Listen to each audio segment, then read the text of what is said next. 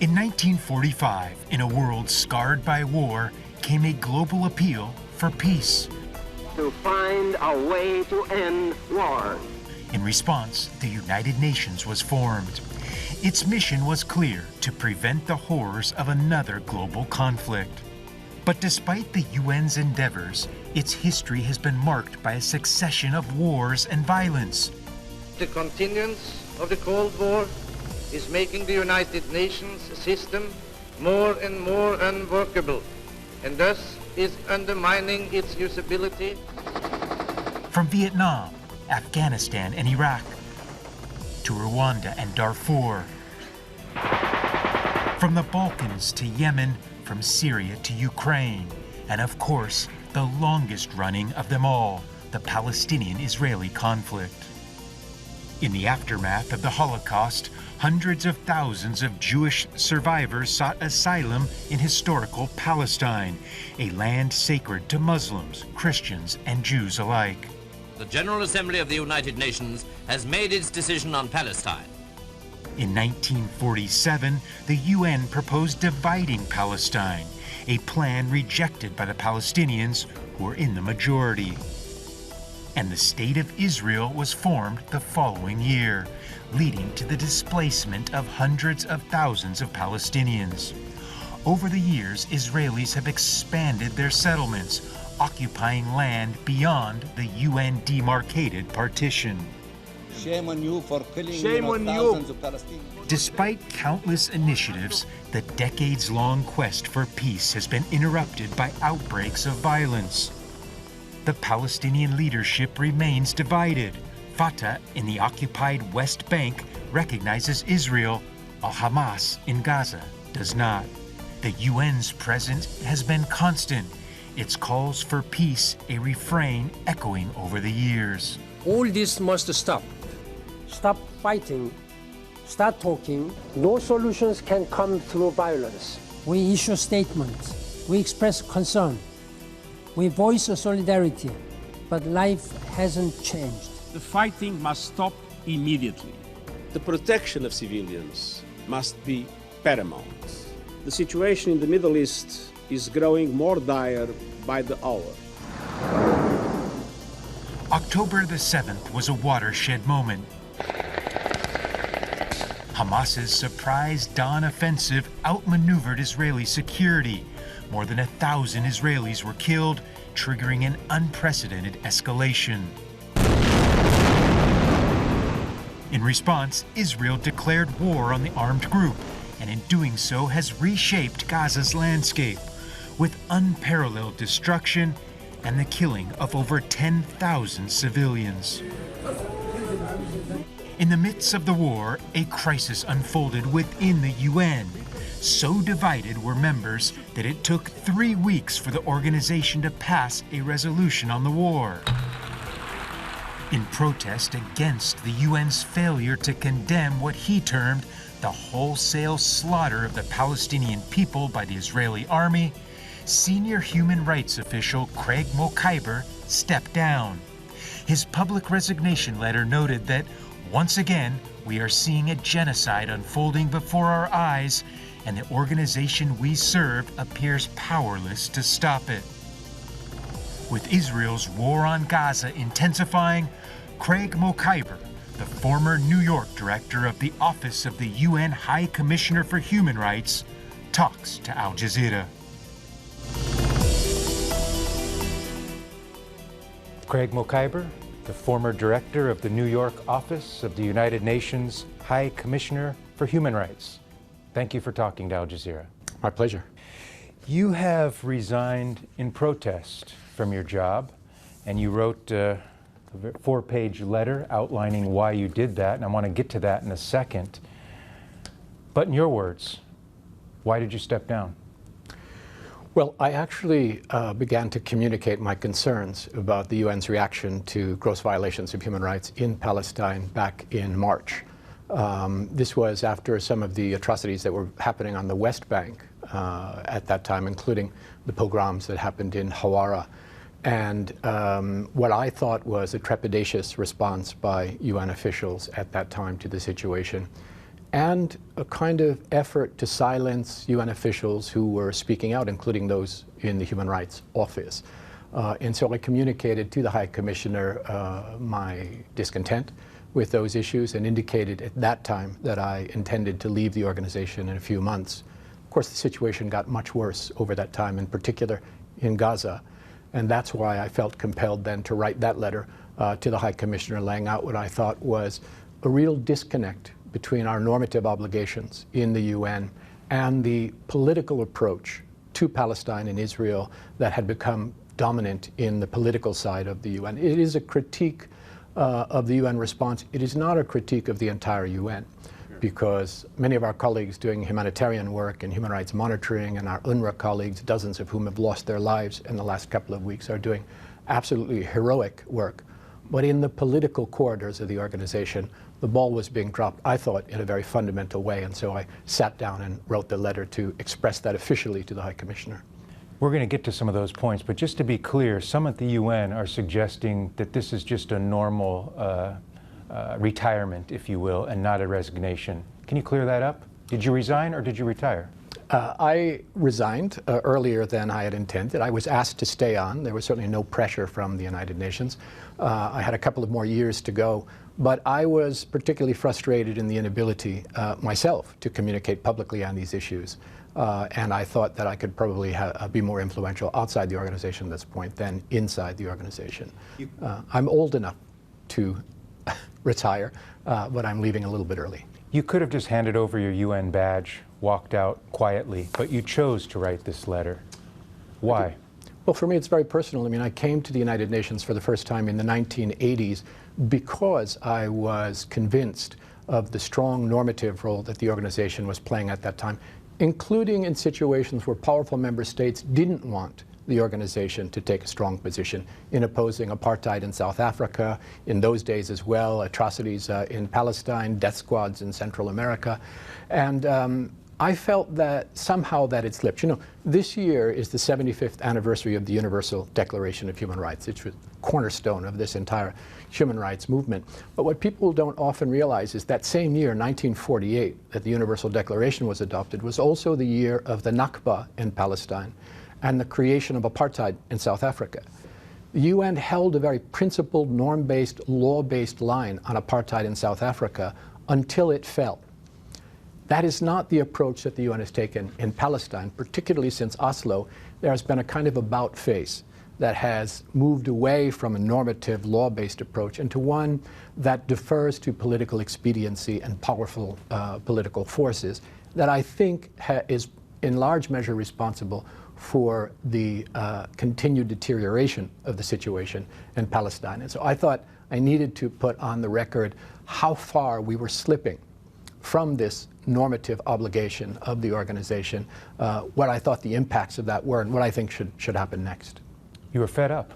I was fed up. Let's get to a little bit of this letter. This letter that you wrote is scathing. Can't think of another word for it. There's a lot to take out of this, but one part is that you say what Israel is doing, not only in Gaza, but also in the West Bank and in occupied East Jerusalem is, and I quote, a textbook case of genocide. Your words. Yeah.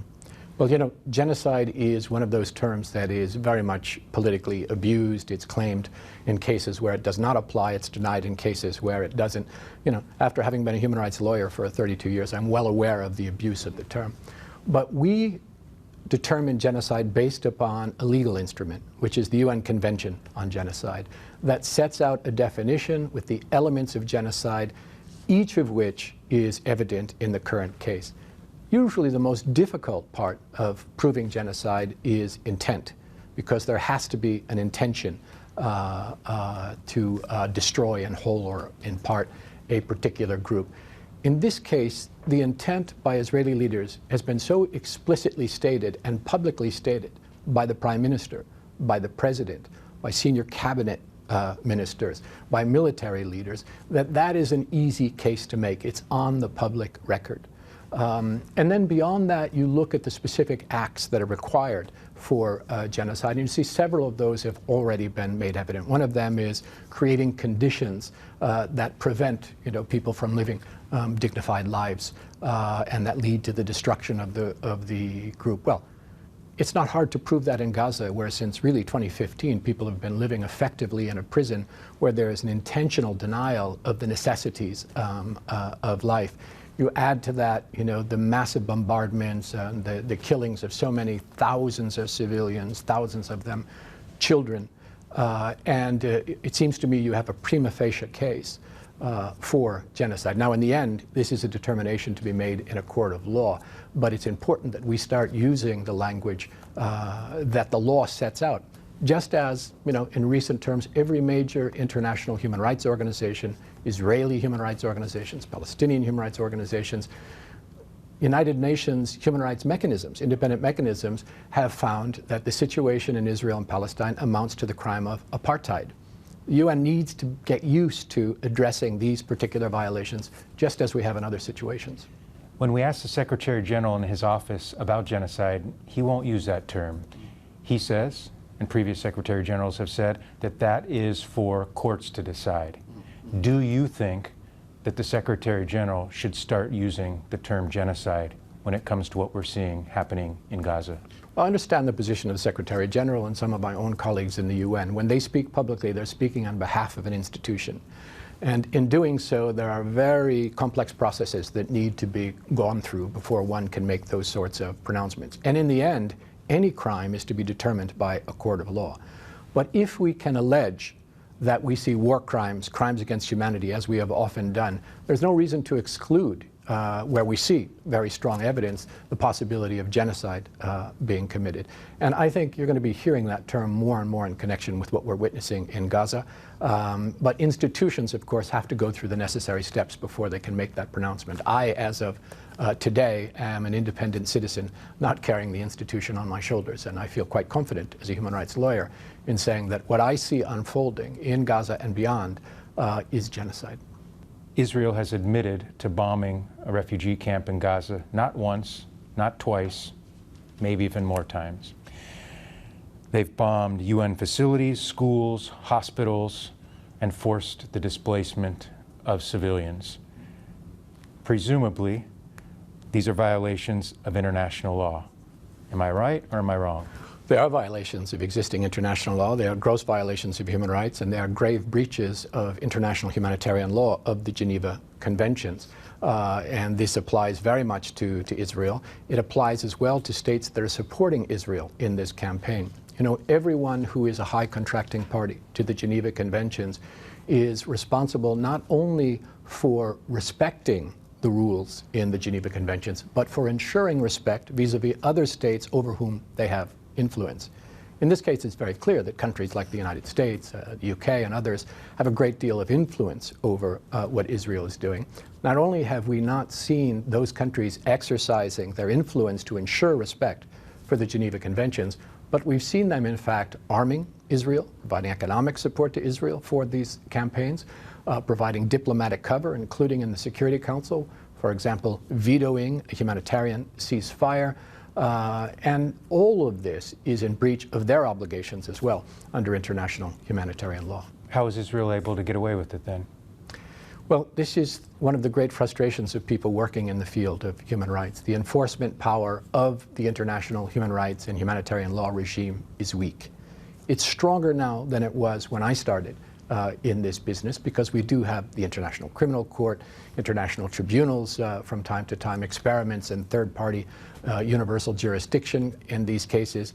There are a whole series of commissions of inquiry and independent investigative mechanisms that are documenting these abuses, mountains of evidence. But if the Security Council, which is the only body in the UN with enforcement power, is unable or unwilling to act because of a veto, for example, then, as we saw this past week, it shifts over to the General Assembly in an emergency special session under Uniting for Peace. They can adopt a resolution expressing the desire of the whole, virtually the whole international community, as they did, demanding a ceasefire, but there's no way to enforce that. And that's why individual states who have the capacity to bring about compliance with international law, have an obligation to do it as well. That's not happening.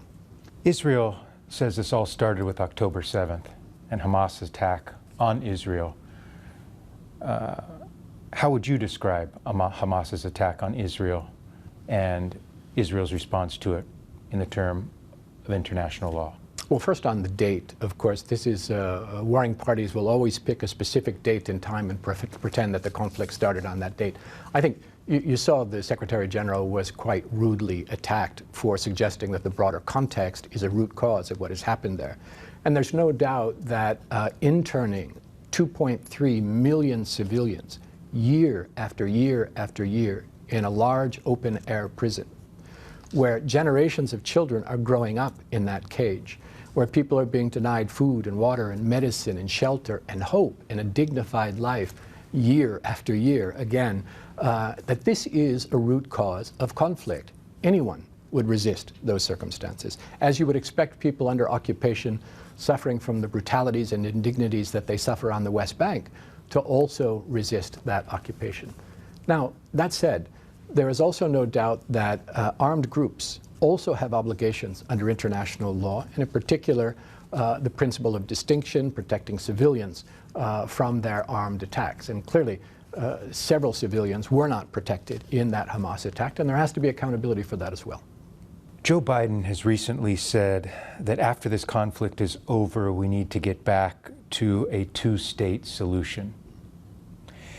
In your letter, you say the mantra of a two-state solution has become, and I quote, an open joke in the corridors of the United Nations, where we are sitting right now.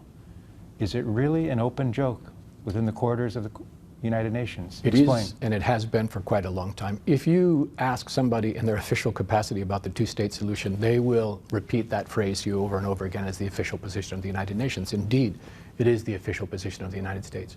But nobody who follows these circumstances, either from the political side or from the human rights side, believe, one, that a two-state solution is possible anymore. There's nothing left for a Palestinian state that would be sustainable or just or possible in any respect, and everyone knows that. And secondly, that solution never dealt with the problem of the fundamental human rights of Palestinians. So, for example, it would leave them as second-class citizens without full human rights inside the Green Line, inside what is now Israel proper. And so when people are not talking from official talking points, you hear increasingly about a one-state solution. And what that means is beginning to advocate for the principle of equality, of human rights, instead of these old political taglines. That would mean a state in which you have equal rights for Christians, Muslims, and Jews, based upon human rights and based upon the rule of law. It is what we call for in every other circumstance around the world. And the question is, why is the United Nations not calling for that in Israel-Palestine as well? What's the answer to that? Why? Well, I think we have lost the way. Up until about 30 years ago, with the advent of the Oslo process, the emphasis of the UN on dealing with the Palestinian situation was international law, was international human rights, was self-determination, was the UN Charter. But something switched at that moment of Oslo, where international law and international standards became subverted to notions of political expediency, to the idea that you have to defer to the parties. That as well is a great deception, because this is not two equal parties. This is occupier and occupied. This is colonizer and colonized. This is one of the most powerful states and militaries in the world, and a besieged and dispossessed people. So the idea with this discrepancy of power, that you simply defer to the agreement of the parties, that only means deferring to Israel, which is where the power resides there. And when you leave behind international norms and standards and international law, the thing that you cannot achieve is justice. And without justice, as we all know, there'll never be peace in the Middle East. So I think everybody knows when they talk about it privately that there is no two-state solution, which is possible. But, the political mechanisms of the UN move slowly. It's a shame, because we are being left behind by voices in civil society who have been calling out apartheid, who have been calling out the gross violations of human rights, and who have been calling for a situation based on equality and human rights in all of Israel and Palestine. So there are more people at the UN that would echo what you wrote in your letter, but they're just not in a position to say it. There are, and dozens, if not more than 100 of them have reached out to me personally since my letter was leaked, saying how much they agree and support it and how grateful they are that this is now a part of the conversation. My hope is that the conversation will begin to expand.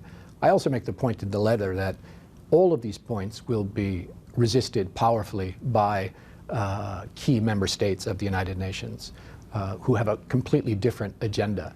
But if the UN can just take a principled approach, not just the humanitarian staff and the human rights staff, but the political leaders in the organization, maybe we'll be able to shake loose from this failed paradigm of the last 35 years and move into a situation that brings some hope of protected human rights and a chance for peace as well. More than 100 UN employees have reached out to you since your letter leaked. Colleagues have reached out to me from the field, from Palestine itself, from other duty stations, from Geneva and from New York, applauding the sentiments that have been expressed there. I haven't invented anything in that letter.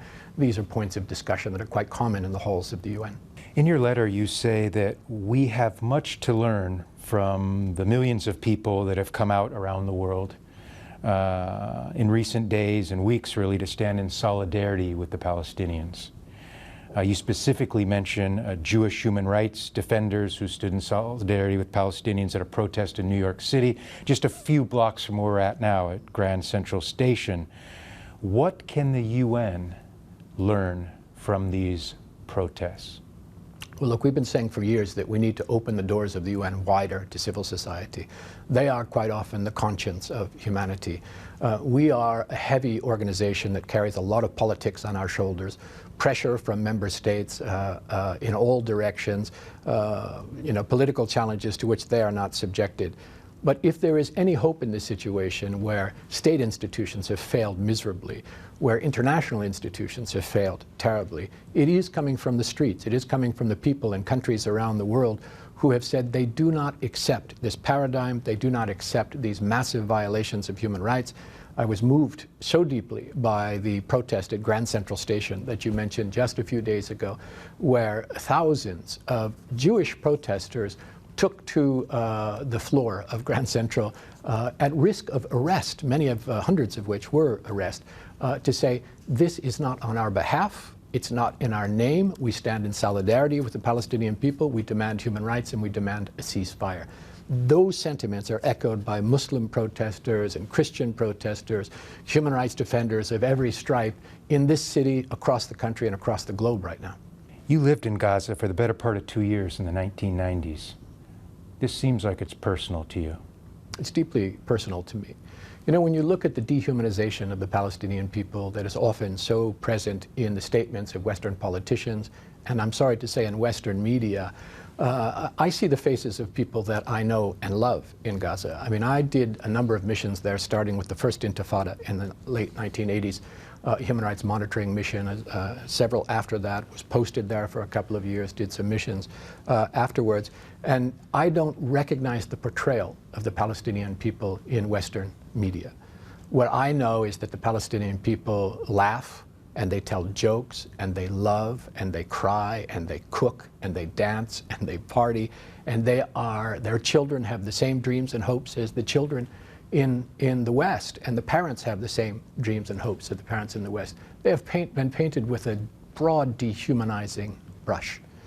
When you see the faces of these people, when you live alongside these people, which is a reality of working in the field anywhere in the world for UN personnel, these horrible depictions that pave the way for genocide, because the first step is always dehumanization. And I think, there is Article 19 of the Covenant on Civil and Political Rights in the UN that protects free speech. There's also Article 20 that imposes obligations not to circulate propaganda for war, propaganda, incitement to discrimination, incitement to violence, and there's been far too much of that. What we would like to see from media voices is a reflection of the humanity of the people who are under those bombs.